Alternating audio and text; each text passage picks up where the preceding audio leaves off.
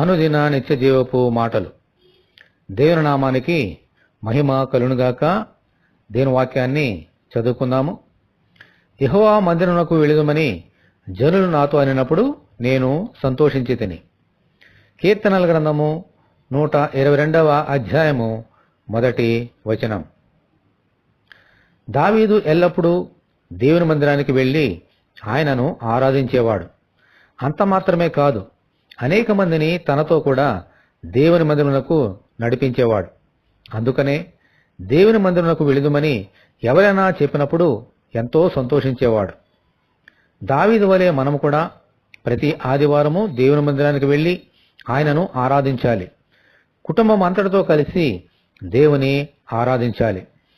మన స్నేహితులను, బంధువులను కూడా దేవుని మందిరానికి వెళ్ళడానికి ప్రోత్సాహం చేయాలి. ఇటువంటి కృప ప్రభువు మనకు దయచేయనట్లుగా ప్రార్థన చేసుకుందాము. ప్రభువా, మీ కొందనాలనైనా నీ మందిరంలో ఉన్న ఆనంద ప్రవాహంలో మేము పాల్గొనాలని మీ యొక్క ఆజ్ఞ. దావీదు భక్తుడు నీ మందిరానికి వెళ్ళేటప్పుడు ఎంత సంతోషించేవాడో, జనులను నీ దగ్గరికి నడిపించినప్పుడు ఎంత సంతోషించాడో, అలాగే మేము కూడా ఎంతో సంతోషముతో మీ మందిరానికి వచ్చి అదే సంతోషముతో అనేక మందిని మీ మందిరానికి నడిపించినట్లుగా మీ కృప మాకు దయచేయండి.